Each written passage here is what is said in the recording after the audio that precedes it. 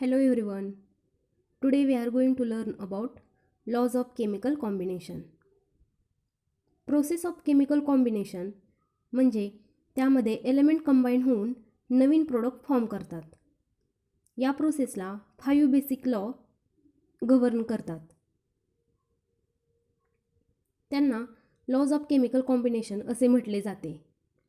या 5 लॉजपैकी first 3 laws आहेत ते कोविड-19मुळे डिलीटेड किंवा नॉन इव्हॅल्युशन पोर्शनमध्ये टाकलेले आहेत. राहिलेले जे 2 लॉज आहेत that is Gay Lussac's law of gaseous volume and Avogadro law, याचा स्टडी या व्हिडिओमध्ये आपण करणार आहोत. Let's study Gay Lussac's law of gaseous volume. It is also known as Gay Lussac's law of combined volume. This law proposed by French scientist Gay-Lussac in 1808. One more thing is that this law is applicable for only gases, not for solid or liquid. See the statement of this law. The law states that when gases combine or produce in chemical reaction, they do so in simple ratio by volume, provided all gases at same temperature and pressure. म्हणजे हा law असे state करतो, जेव्हा gaseous reactant react होऊन gaseous product form करतात आणि आपण reactant आणि प्रोडक्टचा व्हॉल्यूम जर मेजर केले तर ते एका सिंपल रेशोमध्ये आपल्याला मिळेल. फक्त कंडिशन काय आहे, जो व्हॉल्यूम आपण मेजर करणार आहोत तो सेम टेम्परेचर आणि प्रेशरला मेजर केला पाहिजे. अंडरस्टँड? या लॉचे आणखी दुसरे स्टेटमेंट आहे जे तुम्हाला अजून अंडरस्टँड होईल. The second statement of this law, when gases react together to produce gaseous product, the volume of reactant and product bear a simple whole number ratio with each other, provided volumes are measured at same temperature and pressure. Similar म्हणजे gaseous reactant react होऊन काय product form करतात, gaseous product, आणि त्यांच्यामध्ये जो व्हॉल्यूमचा ratio आहे तो simple hole number ratio आहे, आणि हा जो व्हॉल्यूम मेजर करायचा आहे तो ॲट सेम टेम्परेचर आणि प्रेशरला मेजर करायचा आहे. With the help of example आपण अंडरस्टँड करूयात.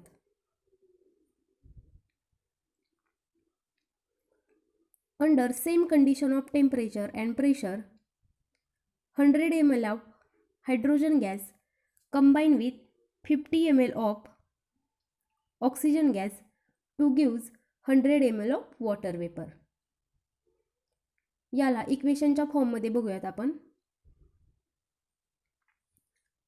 Hydrogen gas react with oxygen gas to gives water. Water means water vapour. It is an gaseous form. इथे सिम्बॉलिक इक्वेशनच्या फॉर्ममध्ये दिलेले आहे ते बघा. 2 molecule of hydrogen reacts with 1 molecule of oxygen. It gives 2 molecule of water vapor. तसेच volume पण दिलेला आहे. हायड्रोजनचा व्हॉल्यूम किती दिलेला आहे, 100 ml of hydrogen, 50 ml of oxygen combine together to form 100 ml of water vapour.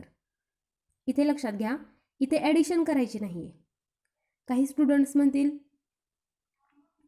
100 ml hydrogen आहे आणि 50 ml oxygen आहे, तर त्यांचे ॲडिशन करून 150 ml वॉटर वेपर तयार होतील, पण असं नाही आहे.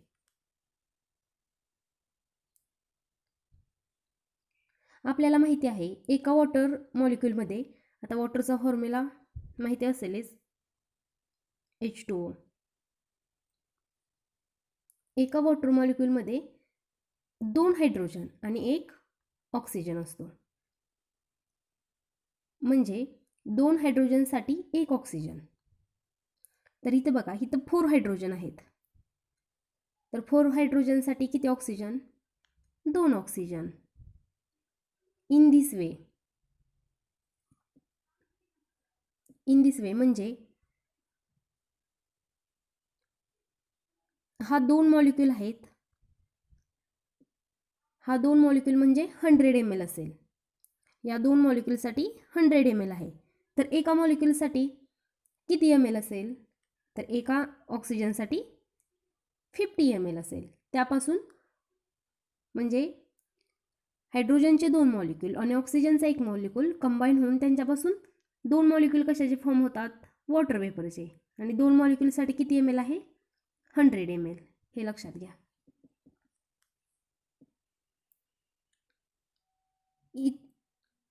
सिमिलरली इथे व्हॉल्यूमच्या फॉर्ममध्ये पण दिलेलं आहे.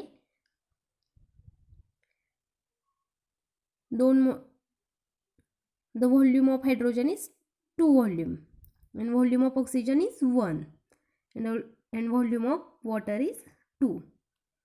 Thus ratio of volume is 2:1:2.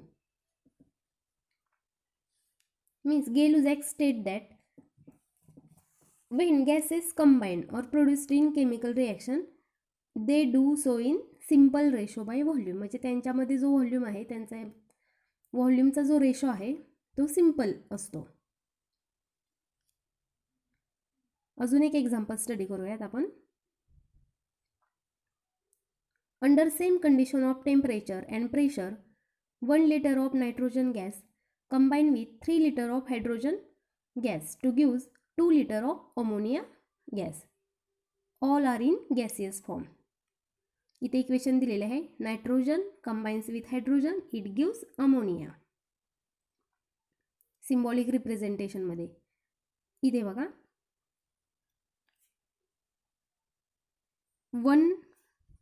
1 liter nitrogen combines with 3 liter hydrogen it gives 2 liter ammonia. Similarly याचा व्हॉल्यूम पण दिलेला आहे. Volume of nitrogen is 1, hydrogen 3 and ammonia 2. म्हणजे त्या रेशो काय असेल व्हॉल्यूमचा?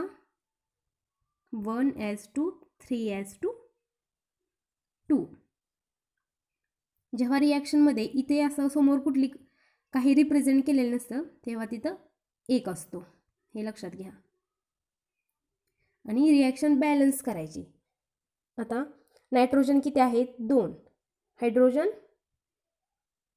2. नायट्रोजन आणि हायड्रोजन कंबाईन होऊन NH3 होतात. तर बॅलन्स करायचे. नायट्रोजन 2 आहेत रिॲक्टंटमध्ये, तर प्रोडक्टमध्ये पण 2 आहेत. हायड्रोजन किती आहेत? 3 दुणे 6. तसेच हायड्रोजन 3 दुणे 6. रिॲक्शन बॅलन्स करता आले पाहिजेत. हे तुम्ही 10th स्टँडर्डमध्ये स्टडी केलं असेलच.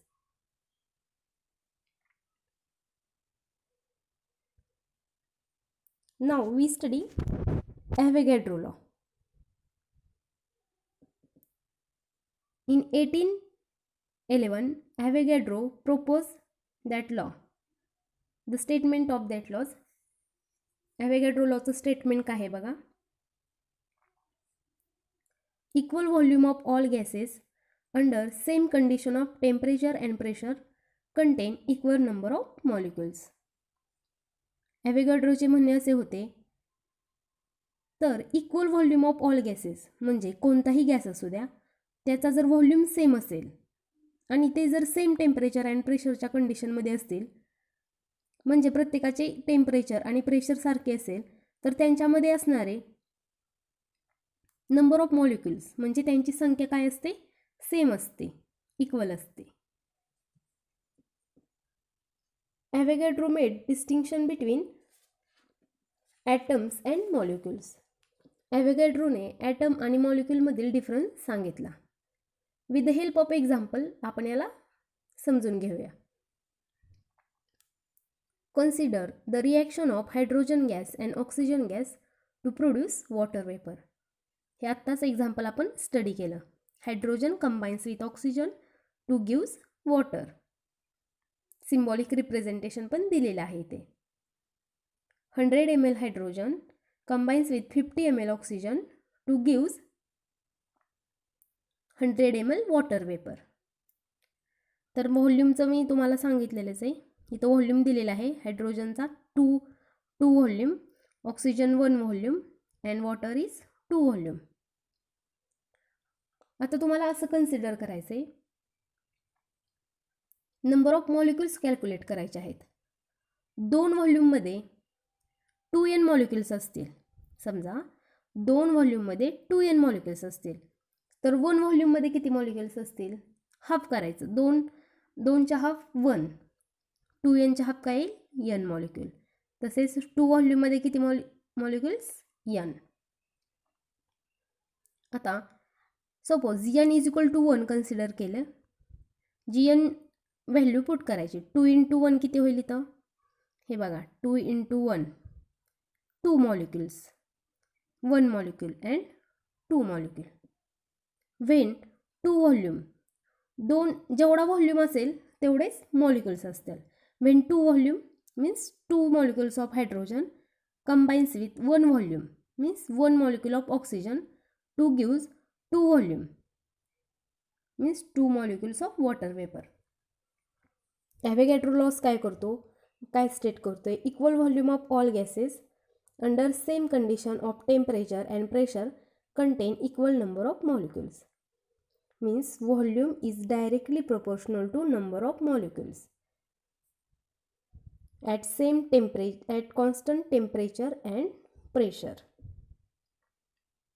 condition.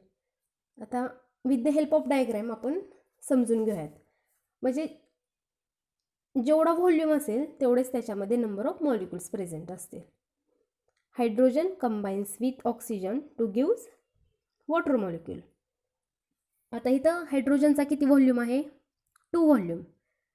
आता इथे बघा सेपरेट रिप्रेझेंटेशन केलेलं आहे. 2 हायड्रोजन आहेत आणि 2 व्हॉल्यूम आहे.